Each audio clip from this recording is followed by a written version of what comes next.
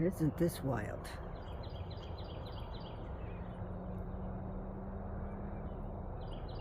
Sun cooking the dew off of this black tarp. And naturally, Mouth had to arrive. There she is.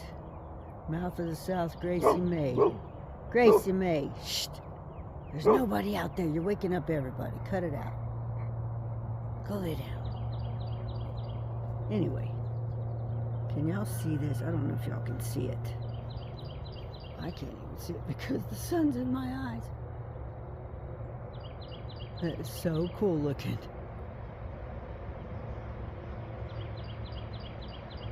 Listen to the birds. Just beautiful. Here's my garden. Look at my new dawn rose. It's doing so good since we transplanted it. Got blooms all over it. It's doing really, really good. Everything's looking good in here.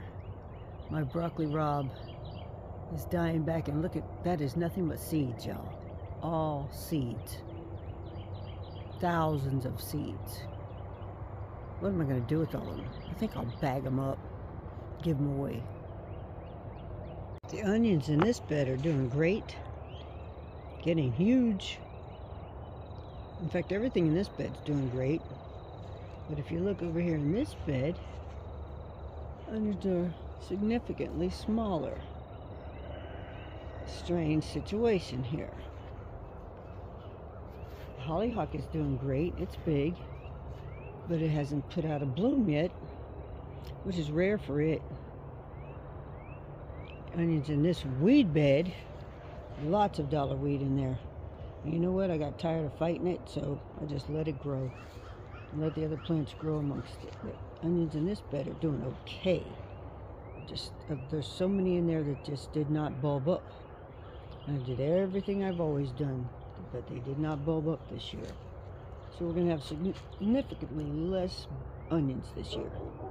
We might get lucky to have 20 out of 4 dozen. And that's okay. I don't mind. And this is my cilantro. Going to seed, turning into coriander.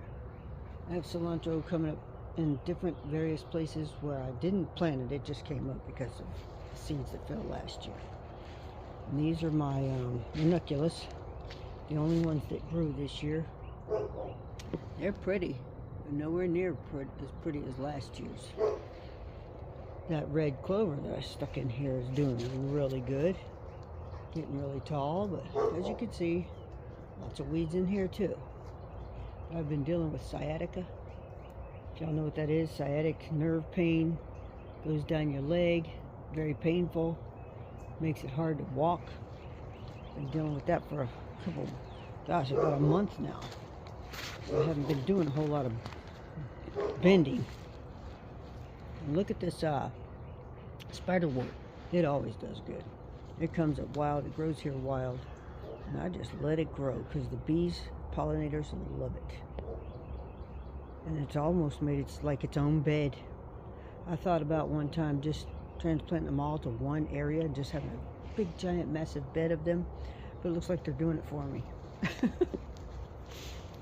And then there's more over here up against this trellis. I don't know if you can see that, but check out my shower curtain I put up here. It's an outdoor, waterproof shower curtain to make it look like the garden is just so elegant. Rosemary's doing good amongst the weeds. Rosemary grows pretty prolific here. And these marigolds, these are the crappiest marigolds I've ever seen. Look at this. I didn't plant from seed this year. I went and bought the plants, and the snails have just destroyed them. Snails didn't ever bother my marigolds before, but they sure do like these. So word to the wise, plant from seed. Do not buy the plants. Last year my marigolds were about 3 foot high and massive. These marigolds are puny and terrible looking. In fact, there was one in this pot. It completely died. So marigolds did not do well here this year. Now there is some down here that I planted from seed. If you'll notice, there's cardboard everywhere. That's basically the groundwork in my garden is cardboard, because things tend to grow really well with cardboard. Oh, look at this drum gourd. Drum gourd's growing big, getting big fast. That one is, anyway. And then I got some bleeding heart from my mom. And it's gonna take off. It's just taking its sweet time to grow. Kind of slow growing. This is a mess. Cardboard I need to get out here and mow, but with this sciatic, I don't know if I'm going to be able to. We shall see. But in this mess of goldenrod, which came up on its own, I'm going to let it grow because I love goldenrod. It's going to be a massive big standing of goldenrod over here. There's some marigold seeds coming up in here from last year, and zinnias. And they're slowly taking hold. And a friend of mine gave me a package of seeds, wildflower seeds. She gave me a lot of seeds, actually. And I just threw them in this pot, and they are growing like crazy. Look at that sweet alyssum. I've never grown sweet alyssum. It is so dainty and so fragrant. I just love it. My dahlia is coming up great. Got lots of buds on it. Lots of buds on the dahlia. Oh, here comes all the hounds to come and visit. Here comes all the hounds. We have 3 dogs in heat right now.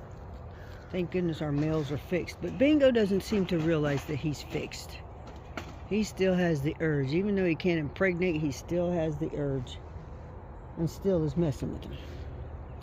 Now my Forever Amber Rose has lots of buds on it. It's going to bloom. Picked off one bloom yesterday, put it in the kitchen window. And this fleabane, look at the fleabane. I love fleabane. It's just so pretty. It comes up wild every year, and it's just like beautiful. And all this, what looks like weeds here, is actually wild geraniums. They grow wild here too, and they get pretty big. And this year I just decided to go with it and let them grow. Why not? They want to live too, right? I'm trying this new, it's not new, but trying this copper wire, what do you call it? Electroculture. See if it makes a difference in how these plants grow. See if all the hype is what it really is, all it's cracked up to be. So that's the electroculture. And look at these seeds. This is the broccoli rabe seeds. The broccoli rabe was okay. I wasn't crazy about the taste. It was a little bitter. I did eat some. So I just let it grow, let it go to seed, and I'm just going to let them fall where they may. And use these plants as compost. And I put a wire culture in here. Electroculture. It's a tiny one right there. And look how good this marigold is growing over here after I put that in there. So maybe there's something to it. Don't know. One of my massive giant gray striped mammoth sunflowers is doing good. Asparagus is doing good. I harvested from my asparagus at least 4 times, and I know there's weeds. I got to get the weeds out because asparagus hates weeds. I got more mammoth sunflowers coming up in here. Some buckwheat. Buckwheat is actually really good for your soil, and I hope it does take off. They say it's invasive, it'll take off and take over, but it smothers out other weeds, and that's okay. I can deal with that. Oh, the grass in here is something else. I'll wait till you see this clary sage. Clary sage. I didn't realize it got so big. I planted it next to my regular sage, and it has taken over the bed. That and the chives. Chives are so pretty. The clary sage is massive, and this is actually my turmeric bed. And they shall be coming up next month of June. May or June is when they come up out of the ground. So, and the clary sage, it grows the first year. The second year it sends off a big, giant, massive bloom. Then it dies back, and the whole thing dies. That's how it grows. These are the onions that are getting so big, that are doing so well. And I got some new strawberry plants that have pink flowers. I was shocked when I saw these little pink flowers. I was like, these are beautiful. They're called rose strawberries. Pink rose strawberries. And look at the strawberry. Long and skinny, but hopefully tasty. I'm just trying to wait for these little tips to dry. I mean, to turn red. And so far, they're just taking their sweet time. So I might have to go ahead and pick it and eat it. And naturally, there's some mint coming up in here that I've been trying to eliminate because it wants to take over. I eliminated most of it. Okay. And now the greenhouse. The greenhouse is doing great. It's a mess right now because I've been out here working. I've taken down my poor money tree died. This back door blew open during the winter freeze of 28 degrees, which is rare here.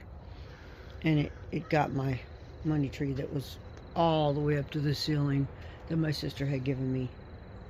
I was so heartbroken when I saw that it killed it. So I cut it down.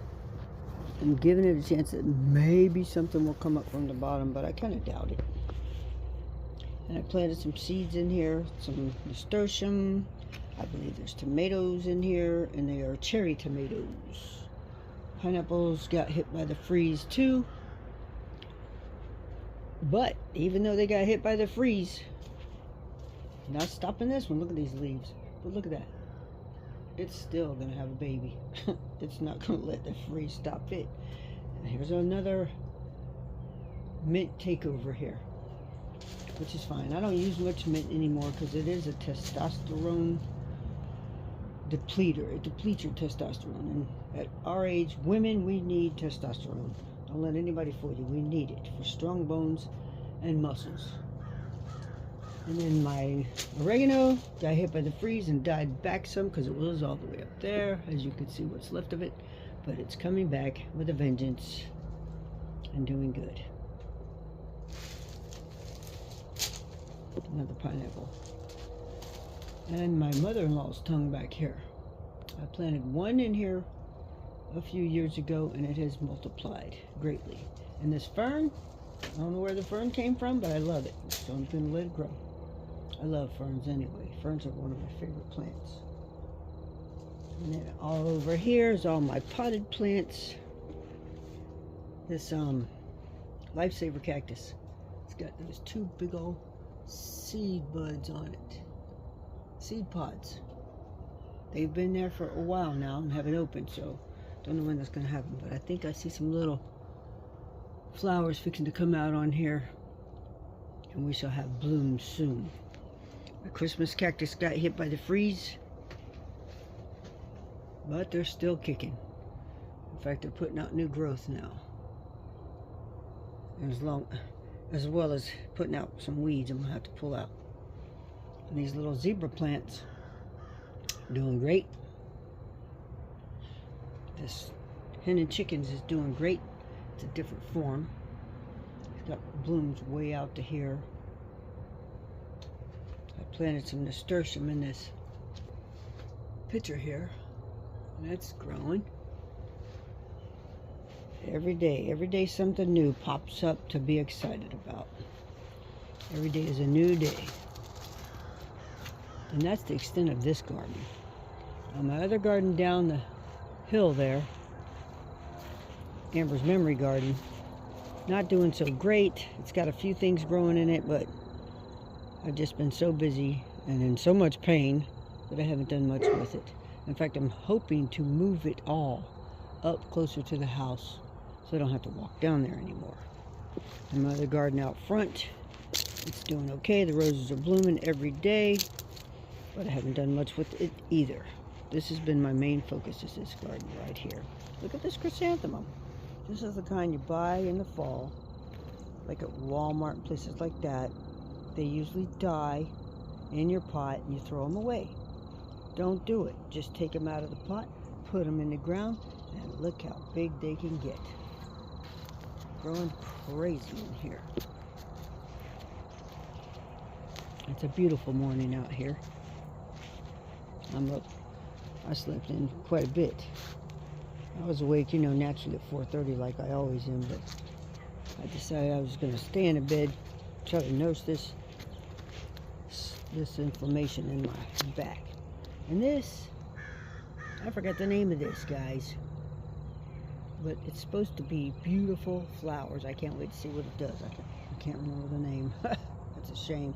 It's a weird name. I'll think of it. I'll Google Plus it and then I'll remember. And plantain, I've got plantain growing everywhere.